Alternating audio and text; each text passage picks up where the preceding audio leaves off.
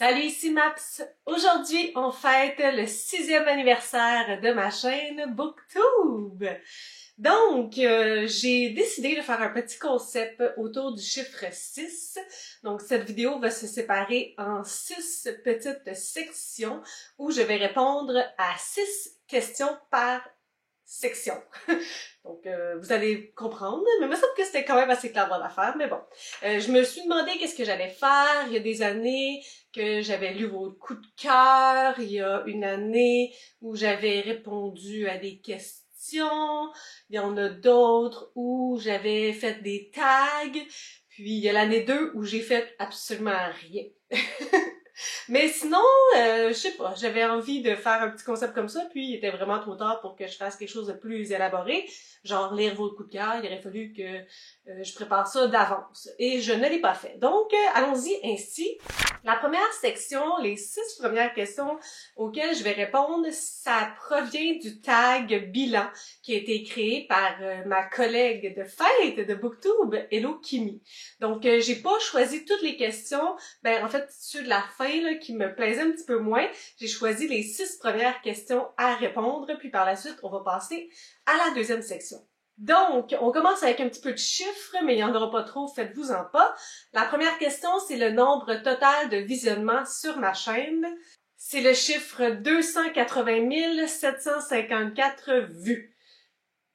Pour moi, je sais pas ce que ça veut dire en termes de grosseur, ou c'est bon, c'est pas bon, je sais pas. Mais c'est quand même un bon chiffre, quand même.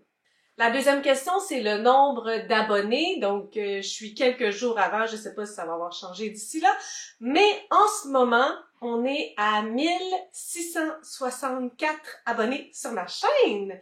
Merci à tous ceux qui se sont abonnés, même ceux qui regardent mes vidéos sans s'abonner, c'est pas bien plus grave que ça.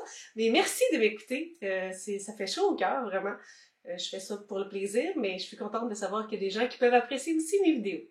Troisième question, c'est nombre de vidéos. Donc là, j'ai trouvé 2 données qui pouvaient être intéressantes. En fait, j'ai regardé la première information en une année, donc à partir du 27 novembre 2021 jusqu'au 27 novembre 2022, j'ai publié 70 vidéos.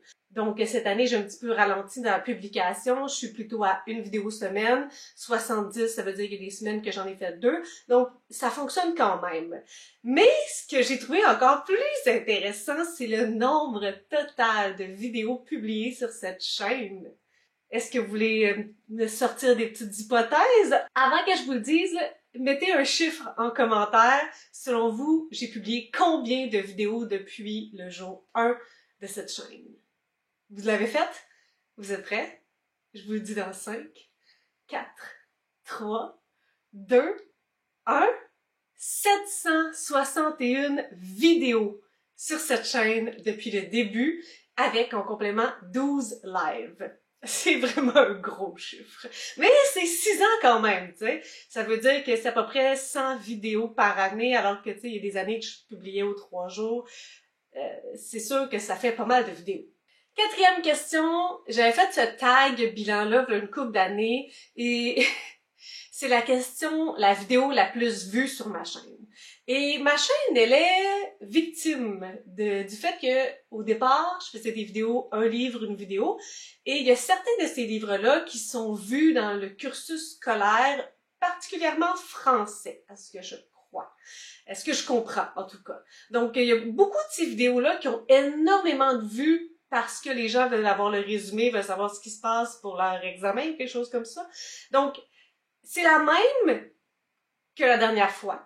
Cependant, je l'ai mis invisible ces derniers temps parce que c'est une de mes premières vidéos. Je me disais, si quelqu'un tombe sur cette vidéo-là, ça fait pas une belle introduction de ma chaîne, c'est tellement plus ce que je fais aujourd'hui, puis j'ai tellement plus le même delivery, la même aisance et tout ça. C'est un autre monde, ça fait 6 ans littéralement cette vidéo-là, c'est une de mes premières. Donc, la vidéo la plus populaire avec à peu près presque 10 000 vues, c'est pourquoi j'ai mangé mon père. Donc, c'est ça. Mais là, elle est plus visible pour ces raisons-là. L'autre qui est La deuxième plus populaire, à mon avis, c'est la même raison, et c'est le livre Knock, ben la vidéo où je parle du livre Knock. Cependant, celle-là est quand même plus récente, donc ça me dérange un petit peu moins de la garder. Ça doit faire 3 ans au lieu de 6, puis elle a autour de 9000 vues. Cinquième question. La vidéo qui a le plus de commentaires. Donc ça, c'est intéressant parce que dans les dernières années, j'ai fait des vidéos où qu'il y a eu quand même une bonne réception. Celle qui a le plus de commentaires, c'est une vidéo où je vous parlais de toutes mes séries entamées. Il y a 61 commentaires.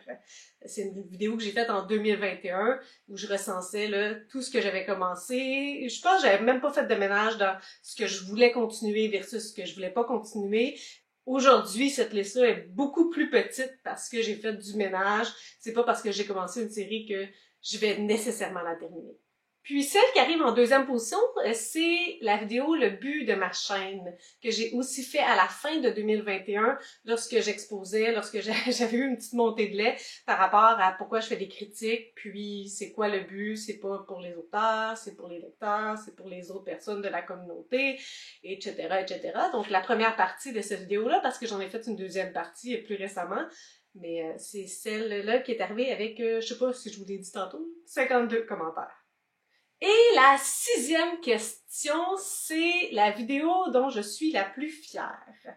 Et je pense que j'ai quand même une grande fierté de mes entrevues et je pense que celle qui me rend le plus fière, c'est mon entrevue avec Fanny Demeule parce que je me sentais vraiment comme honorée d'avoir la chance de pouvoir faire cette entrevue-là.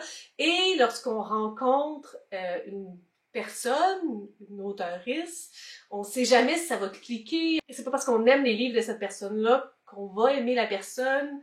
Et j'ai trouvé que c'était une humaine incroyable, donc je pense que c'est une de mes vidéos préférées. Deuxième partie de cette vidéo, on s'en va encore avec un top 6. Maintenant, on s'en va avec mes auteuristes préférées. Donc, j'ai fait un petit ménage et j'ai essayé de vous trouver 6 auteuristes au top de ma liste. Ce qui est difficile, c'est que je ne me satisfais pas juste d'avoir aimé un livre. De façon générale, je vais en avoir lu plusieurs pour vraiment dire que cette personne-là peut être sur cette liste-là. Ce qui fait en sorte que ce sont 6 personnes québécoises. Ben, en fait, la sixième, là, je suis pas certaine du choix que j'ai mis. Je pourrais peut-être y aller avec un choix hors Québec, mais en même temps, ça fait longtemps que j'ai pas lu cette auteuriste-là, puis ça aussi, c'est un autre enjeu de récence. Est-ce que j'aimerais encore ses œuvres aujourd'hui? Mais peut-être là, que je vais faire un petit changement rapidos, parce que la sixième, je l'ai mis là, mais je trouvais que c'était trop... C'était pas assez de livres que j'ai lus, puis en tout cas, je vous en parlerai rendu là. Ils sont pas en ordre, mais disons que lorsque j'ai fait mes listes, c'est en ordre qui sont venus dans ma tête. Fait que c'est peut-être en ordre-ish. La première personne, sans aucun suspense, c'est l'autrice Fanny Demeule. Est-ce qu'on est surpris que Fanny Demeule soit au top de ma liste? Non. Ce ne sont pas tous les ouvrages de Fanny Demeule qui sont pour moi des gros coups de cœur, mais je pense que, ben je l'appelle la duologie, même si c'en est pas une, mais je trouve que c'est vraiment important de lire Déterrer les eaux avant de lire Roux clair naturel, mais définitivement Roux clair naturel, c'est un de mes ouvrages préférés de Fanny Demeule. Son côté obsessif, c'est vraiment là qu'on voit l'apogée de son art et la relation entre les deux ouvrages, parce qu'il y a des scènes qui sont les mêmes, mais ici vu de l'obsession du corps et ici vu de l'obsession des cheveux. Donc définitivement, ces deux-là rentrent dans mes préférés de Fanny Demeule. Et je vais ajouter Bagel pour une raison complètement différente. En fait, si ces deux-là démontrent les enjeux psychologiques et conflictuels que la protagoniste vit. Ici, c'est un peu la réparation dans Bagel. Puis, tu sais, chaque personne dans la vie, on a des passes difficiles, il y a des choses qui sont complexes, on a eu des moments où que ça allait moins bien, puis je trouve que Bagel, il est rafraîchissant. Donc, ce sont mes ouvrages préférés de Fanny Demeule. Par la suite, en deuxième, j'ai mis Samuel Champagne. Cette année, j'ai tout lu ce que Samuel Champagne a écrit. En fait, il me reste son plus récent que je n'ai pas lu, mais sinon, puis celui que j'ai DNF là, pour euh, conflit de moment.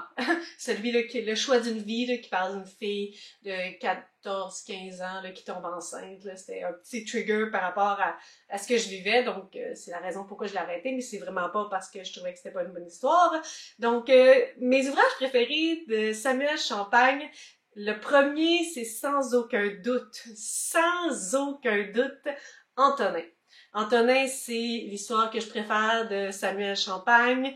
Il y a ses sujets de prédilection au travers de ce livre-là. Il parle d'homosexualité, mais c'est aussi le background d'un gars qui a été abandonné. Donc, tout se reconstruire au travers de ça, apprendre à faire confiance aux gens. C'est une histoire bouleversante, Antonin, et c'est définitivement ma préférée de Samuel Champagne. La série là, des garçons, là, comme je l'appelle, là, avec James aussi, puis Adam, c'est une série que j'aime beaucoup.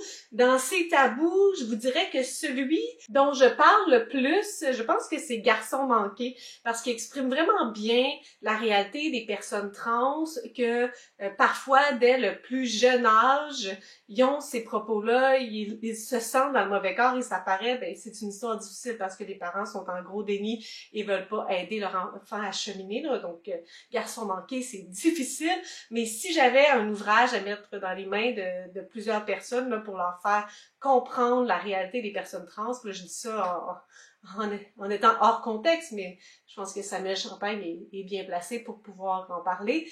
C'est définitivement ce livre-là que je vous dirais de lire. Le troisième, j'ai placé Olivier Sylvestre. Donc, Olivier Sylvestre, il a écrit un roman qui est non fictif, qui est, ma foi, un roman qui n'a pas passé sous silence. Mais depuis ce temps-là, il écrit principalement des pièces de théâtre et j'ai tellement envie un jour de pouvoir voir une de ces pièces de théâtre-là sur la scène. C'est un de mes grands rêves. Ma pièce de théâtre préférée d'Olivier Sylvestre reste encore La loi de la gravité, cette histoire entre deux adolescents qui se cherchent, qui sont mélangés, qui essaient de comprendre l'amour, l'amitié, où est-ce qu'ils en sont par rapport aux autres, par rapport à leurs relations. Ils essaient de communiquer, mais les deux sont tellement dans leur monde que ce sont des communications qui ne fonctionnent pas.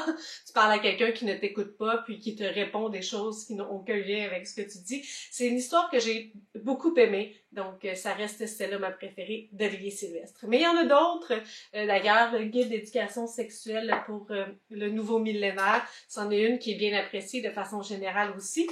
Puis, ben, c'est sûr que celle-là, elle garde une petite douceur dans ma vie parce que à la fin du guide d'éducation sexuelle pour le nouveau millénaire, il y a des critiques qui ont été prises sur Goodreads et il y a la mienne juste en dessous de Sophie.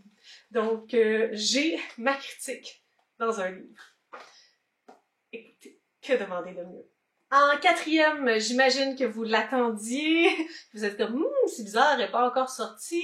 Et oui, c'est Sophie Bienvenue. C'est sûr que son dernier roman, c'est pas celui qui m'a jeté le plus à terre, mais ça arrive. J'ai quand même des très bonnes lectures que j'ai faites grâce à Sophie Bienvenue.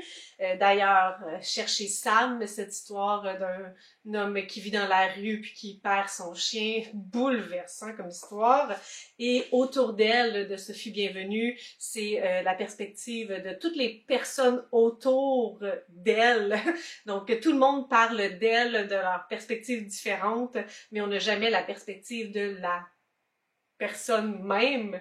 C'est un format intéressant, c'est un livre que j'avais beaucoup aimé et j'ai relu en même cette année Et au pire on se mariera, puis j'ai autant apprécié que la première fois que je l'ai vu, puis l'adaptation cinématographique aussi, je l'ai trouvée super bonne. Donc c'est sûr que Sophie Bienvenue devait être sur cette liste et il y a d'autres ouvrages que je possède pas que j'ai beaucoup aimé, donc définitivement. La cinquième personne sur cette liste, elle aussi, à mon avis, elle est très évidente, c'est Sandra Dussault. Et j'ai d'ailleurs eu la grande opportunité de faire une entrevue avec Sandra Dussault il y a quelques années. Donc, si ça vous intéresse, vous pouvez aller voir ça. Mon amour pour Sandra Dussault a commencé avec l'ouvrage Oser pour soi, qui est un contemporain là, de jeunes adultes qui se cherchent, qui sont opposés l'un de l'autre et en étant obligés de faire un travail ensemble, réalisent qu'ils peuvent s'apporter l'un et l'autre différentes choses et vont dans cette quête de sens et d'émancipation. Donc, c'est pas une romance, c'est vraiment contemporain. On pourrait dire possiblement qu'il y a une romance, mais elle est comme pas arrivée dans ce livre-là. Et un autre ouvrage, ma foi, qui ne me quitte pas, c'est un ouvrage dont je me souviens, puis à toutes les fois que je lis des science-fiction, je repense à ce livre-là et à la manière que ça se termine. C'est le livre Le Programme. C'est un ouvrage que je vois beaucoup passer sur les Instagram, Bookstagram, des filles qui enseignent au secondaire, là. C'est sûr que ça doit plaire, c'est vraiment choc et j'ai vraiment eu là, quelque chose pour ce livre-là. Je l'oublie pas.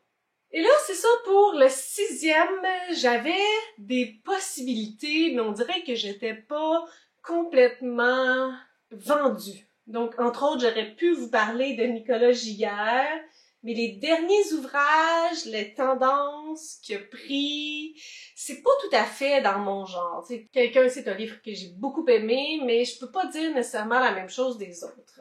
Sinon, j'avais pensé à Marie-Pierre Lafontaine avec son livre Chienne, et j'ai lu aussi Armée Sarrage tout récemment. Je vais pouvoir vous en parler dans mon bilan du mois de novembre. Mais Armée Sarrage, c'est un essai. Donc, oui, Chienne, c'est un livre qui ne me quitte pas, qui est vraiment coup de poing. Mais je trouvais que c'était pas assez. Donc, je sais pas trop quoi faire pour cette 6e place. Au départ, j'avais mis Marie-Pierre Lafontaine. Je sais pas si je l'assume, mais je sais pas si je peux assumer autre chose. Sinon, l'autrice qui me viendrait en tête hors Québec, c'est Diane Chamberlain. Parce que j'ai lu beaucoup de livres d'elle au début de ma chaîne. C'est juste que ça fait vraiment longtemps que je l'ai pas lu ou relu. Et je sais pas si je soutiens fortement encore cette nomination. Mais bon, faisons un petit bundle avec ces trois-là pour terminer la 6e place. En 3e partie de cette vidéo, on y va pour mes livres préférés. Et comme j'aime majoritairement le québécois, je vais faire une section de livres préférés québécois et une section de livres préférés hors Québec. Et ça commence avec un livre que j'ai découvert grâce à Catherine, les lectures de Grumpy Cat. Elle en avait parlé lors d'un 12 août et ça m'a pris du temps avant de le lire. Je l'ai lu lorsque j'ai fait ma vidéo « Je lis des Marie-Pierre » et ce livre-là, je l'ai tellement aimé, il ne me quitte pas et j'aimerais tellement une adaptation cinématographique de ce livre-là et j'aimerais tellement que cette autrice republie quelque chose d'autre, mais pour l'instant, il semble pas que ça va arriver et ça me détruit. Je suis triste. C'est le livre Au 5e de M.P. Boisvert, une histoire qui se déroule dans un appartement, une relation polygame. C'est tellement écrit d'une façon facile à lire, ça se dévore, c'est aussi avec du vocabulaire inclusif, mais ce qui est vraiment intéressant, c'est toute la richesse des relations entre ces personnages-là. Ça ferait tellement une belle série TV de suivre ces personnages-là dans nos TV, là, à chaque semaine. Donc, il y a un personnage qui arrive, qui est l'ex d'une des filles, puis ils apprennent un peu à le découvrir, puis à réorganiser là, leur relation entre eux, à lui faire une petite place. J'ai tellement aimé ces livres. Le deuxième, je voulais montrer, mais bon, je devais pas, mais c'est pas grave. C'est le livre Quelqu'un de Nicolas Giguère. C'est de la poésie accessible parce que j'ai été capable de comprendre vraiment très bien. Il y a un autre livre, Nicolas Giguère, qui s'appelle Que, mais moi je préfère définitivement le livre Quelqu'un. Donc, ça se lit tout seul. En 30 minutes, vous allez avoir lu ça. C'est vraiment la recherche de quelqu'un d'autre dans un petit village lorsque on est homosexuel. C'est juste vouloir quelqu'un pour être avec soi. C'est un ouvrage que j'ai vraiment beaucoup aimé. Et là, avant que je continue, parce que je suis rendue au 3e, là, vous vous dites peut-être pourquoi il n'y a aucun livre de tes auteuristes préférés. C'est voulu, parce que c'est mes livres préférés de ceux et celles que je n'ai pas mentionnés préalablement. Faut donner une chance aux autres. En 3e, j'ai mis le livre de Catherine Voyer-Léger, Prendre corps, qui est un ouvrage avec un format assez particulier. C'est écrit en fragments et c'est en sections, donc j'avais fait une critique là, beaucoup plus précise par rapport à ça, mais ça a tout un lien avec le corps. Au début, là, les titres de chapitres, c'est comme des bras, des jambes, des genoux, puis éventuellement, c'est moins des parties, mais plus en lien avec le corps, puis il y a des histoires qui reviennent de manière cyclique. C'est un ouvrage que j'ai beaucoup aimé. En quatrième, c'est un autre ouvrage que je n'ai pas, mais que j'ai prêté et qui ne reviendra jamais, ça a l'air. C'est le livre Les Suicidés d'eau claire d'Éric Mathieu. Ce livre-là, je sais qu'il n'y a pas eu l'amour que je lui porte, mais moi, je l'ai trouvé tellement bouleversant. Ça commence avec un suicide collectif familial, ça c'est le premier chapitre. Et tout au long du livre, c'est en fait de comprendre comment ça se fait que cette famille-là en est arrivée à ça. Et on découvre chaque vie des trois personnages, il me semble qu'ils sont trois, les deux parents puis la petite fille. On comprend à force de lire leurs histoires que c'était pas facile, que ça remontait jamais, que c'était gris et tout ça. Puis à la fin, j'ai été bouleversée parce que c'est comme si je comprenais pourquoi il avait fait ça. C'est comme horrible à dire, mais j'ai lu ce livre-là en one sitting. Je me suis assise, j'ai dévoré 500 pages, je l'ai refermé, puis j'étais comme « Wow, qu'est-ce que je viens de lire? » En cinquième place, j'ai mis un livre de cette année. J'ai mis le livre « Réponds à la lumière » d'Emma L. Marie, un ouvrage de science-fiction avec un humour noir qui m'a bien fait rire. Je l'ai fait lire là, à ma petite famille BookTube parce que j'étais comme, lisez ça, mais en même temps, j'étais vraiment stressée parce que je voulais qu'ils l'aiment. Bon, je pense pas qu'il y ait personne qui l'a aimé autant que moi, mais Réponds à la lumière, ça commence très comme un contemporain, puis lorsque ça chire science-fiction, c'est vraiment intéressant. Donc, je l'ai mis en cinquième position. Et en sixième, j'avais encore des dilemmes. Je savais pas trop lequel mettre. J'avais plusieurs possibilités, mais rien qui était comme that obvious. Mais je pense que je vais y aller pour Déviance, quand même, de Stéphanie Sylvain et Whitney Saint-Onge B. C'est un autre ouvrage de science-fiction, tu sais, c'est au plus mal, les pluies sont rendues acides, tu peux pas sortir sans te protéger, c'est comme la fin du monde et de l'humanité, là, c'est catastrophique. La technologie a pris une coche, puis la médecine aussi, et je pense que cette famille-là, c'est des trafiquants de drogue, et la jeune Dorothée veut comme se sortir un petit peu de tout ça, et se pose des questions sur ses origines, puis elle va découvrir des choses, puis ça va la mettre en danger, puis ça finit, là. Ça finit, là. Quatrième partie, on y va pour mes livres préférés hors Québec. Donc, le premier que j'ai décidé de mettre sur cette liste-là, c'est Rosa de Rosa de Caroline Dorca-Fenech, qui est un ouvrage que j'ai découvert grâce au rendez-vous du premier roman section hors Canada, il y a 2 ans, je crois. Puis cet ouvrage-là, il est particulier parce que c'est l'histoire d'une femme dont son fils va être accusé d'avoir violé quelqu'un. Et c'est comme toute la charge émotive de cette mère qui ne peut concevoir que son fils aurait fait de telles choses.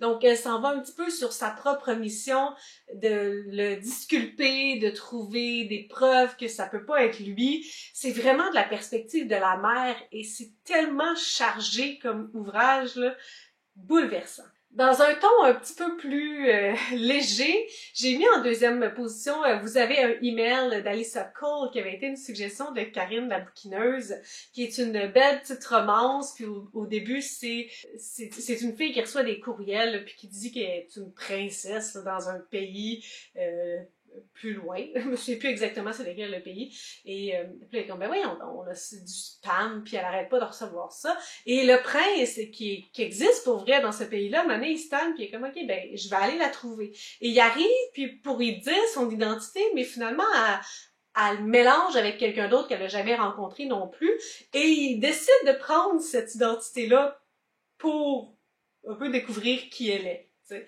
Mais là, c'est ça l'histoire, c'est que il a pas la bonne identité, là, puis éventuellement, il va être obligé de lui révéler la vraie personne qu'il est, mais plus que t'attends, plus que ça c'est long, puis que la personne, lorsqu'elle le découvre, est fâchée. Donc, c'est un livre que j'ai beaucoup aimé. En troisième, j'ai mis le livre L'autre qu'on adorait de Catherine Cusset, qui est un livre que j'ai lu là, quand même très très longtemps. On suit un personnage égocentrique et son parcours va tomber en déchéance. Mais ce que j'avais ressenti dans ce livre-là, c'est beaucoup de colère par rapport au protagoniste. Et c'est pas une émotion que je vis très souvent. Je le suivais puis j'étais comme tellement en colère contre lui, et c'est écrit aussi à la deuxième personne du singulier. La protagoniste raconte ce qu'il faisait, donc c'est pour ça que je l'ai mis en troisième place. En quatrième, j'ai mis N'essuie jamais de larmes sanguin de Jonas Gardner. C'est pas un ouvrage sur le coup auquel j'avais mis 5 étoiles, mais ça fait quand même quelques années, puis je m'en souviens très très bien. On est à Stockholm pendant la crise du sida avec entre autres un des personnages qui est témoin de Jéhovah. Et c'est une histoire triste parce que le cercle des hommes homosexuels, il y a beaucoup de personnes qui vont perdre la vie, il n'y avait pas de remède à ce moment-là. Donc, il y a aussi toute cette histoire d'homosexualité, dans le sens qu'il y a un personnage qui va tomber amoureux, mais pour sa famille, c'est pas acceptable. Et à ce moment-là, sortir du placard, c'est pas tant évident. Et lorsque tu es témoin de Jéhovah, encore moins. C'est vraiment une histoire bouleversante. Il y a tout l'aspect historique aussi qui est ultra riche. Je pense que définitivement, ça méritait d'être sur mon top. En cinquième place, j'ai mis Des mensonges nécessaires de Diane Chamberlain. Puis là, j'ai un peu triché à ma règle préalable, mais en fait, c'est parce que je pensais pas que Diane Chamberlain, j'allais en parler nécessairement dans mes auteuristes préférés. Des mensonges nécessaires, c'est un autre ouvrage, une fiction historique qui aborde une période, je pense que c'est dans les États-Unis, là, c'est pas ici au Québec, où on stérilisait les jeunes qui avaient des enjeux de santé mentale ou par exemple une trisomie. Je me souviens plus du terme spécifique pour ça, mais ça raconte de cette histoire-là d'une femme qui va prendre position contre ces agissements-là, puis de toutes les réflexions qui vont être engendrées par la suite. Donc, c'est quand même un sujet là, ultra touchant. Et en sixième, j'ai mis un autre ouvrage que ça fait pas mal longtemps que j'ai lu, c'est Into the Wild de John Crocker. C'est une, je dirais comme non-fiction parce que c'est basé sur l'histoire vraie là, d'un homme qui avait une vie incroyable, qui était à l'université, genre au doctorat, super brillant, qui avait pas besoin de travailler fort pour avoir des résultats incroyables, une belle vie, tout allait bien. Puis un beau jour, il a comme tout sacré ça là pour s'en aller. Et c'est fascinant, ce personnage-là était probablement, tu sais, cette personne-là était probablement dans le spectre de la douance, et malgré tout, malgré qu'il avait tout ce qu'il pouvait désirer, c'était quand même pas assez, puis il est parti en voyage sans connaître rien, sans aucune préparation. Il est parti à la découverte de lui-même.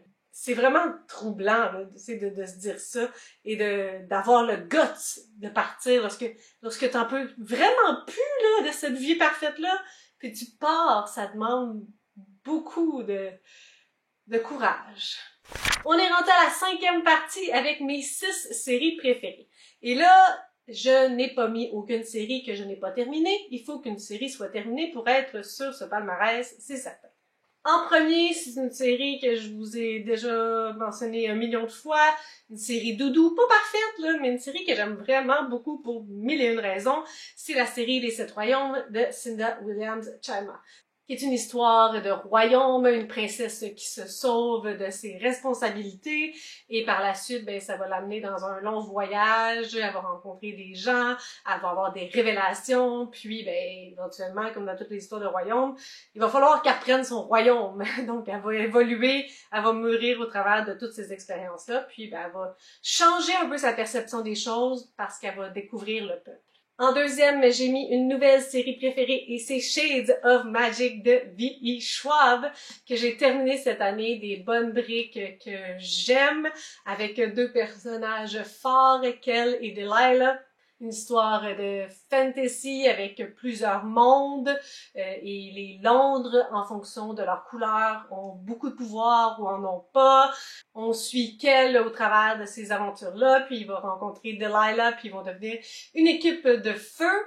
Donc c'est une trilogie que j'ai beaucoup aimée. En troisième, c'est pas une série terminée, mais moi, j'ai lu tous les tomes de cette série qui ont été publiés et j'ai mis la série de science-fiction Les Chroniques post-apocalyptiques d'Annie Bacon.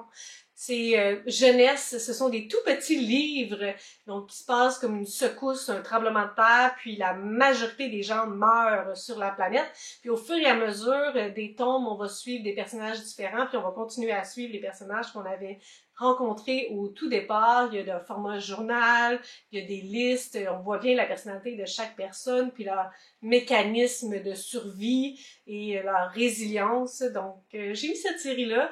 Mais elle n'est pas terminée, je pense, on n'est pas sûr. Mais moi, j'ai lu tous les livres qui ont été sortis. En quatrième, j'ai mis la série E de Patrick Isabelle, ce garçon qui se fait intimider, puis qui éventuellement s'en devient trop et il prend les armes. C'est une histoire bouleversante, puis il y a une belle évolution aussi dans les 3 tomes, dans Eux, Nous, Lui. On parcourt avec lui des épreuves, puis on suit son cheminement psychologique.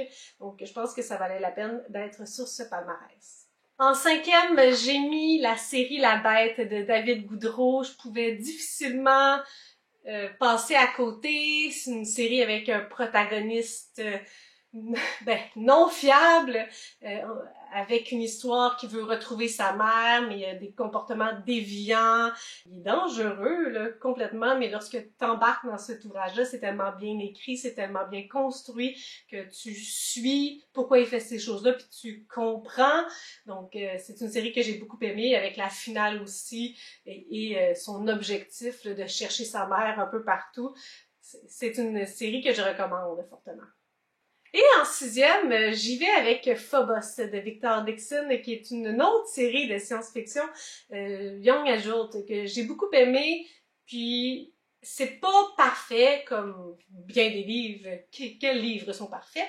Ce sont 12 protagonistes qui s'en vont sur Mars et au fur et à mesure de leur moment, parce que ça prend un petit moment de la Terre à Mars, mais il y a comme un jeu de dating. Donc, ils vont avoir des petits speed dating, les filles avec les gars, pour déterminer les couples qui vont être construits, décidés, qui vont se matcher pour vivre sur Mars. Et ces personnes-là, ils ont été choisis pour une raison bien spécifique. Au départ, ça a l'air tout beau, tout génial, l'aller vers Mars, mais au fur et à mesure, on se rend compte que c'est pas si génial que ça. Et en sixième partie, je vous ai fait un top 6 des vidéos que j'ai préféré faire sur ma chaîne ou des concepts. Donc, en premier, j'ai mis lire comme une balance. J'aime beaucoup les thématiques loufoques et c'est une vidéo que j'avais faite parce que j'avais vu le même concept sur la chaîne Books and Lala. Elle avait lu comme un bélier et moi, j'avais décidé de refaire la même chose en tant que balance et j'avais trouvé ça très amusant. Le deuxième concept, c'est un petit peu la même chose, quelque chose de loufoque, c'est lire des marpières. Et j'avais vraiment eu des bonnes lectures suite à cette vidéo-là. Ça avait été amusant. Il y en a pas tant que ça, des marpières, pour vrai, en tant qu'autrice. Donc, j'ai essayé de voir si je pourrais trouver des ouvrages pour une deuxième vidéo, mais il y en a pas énormément qui écrivent des choses qui pourraient me plaire non plus, ou pas du jeunesse. J'ai vu beaucoup de jeunesse. Donc, ça, c'est pour en deuxième place. En troisième, j'ai mis ça de façon générale, j'ai mis les entrevues avec les auteuristes. C'est quelque chose que je trouve riche, c'est quelque chose que j'aime faire. J'aime ça lorsque les auteuristes ont plusieurs ouvrages à leur actif et que j'ai tout lu. Ça permet là, de faire leur chronologie de publication puis de parler de chaque ouvrage. Donc, j'aimerais ça en faire d'autres. On verra.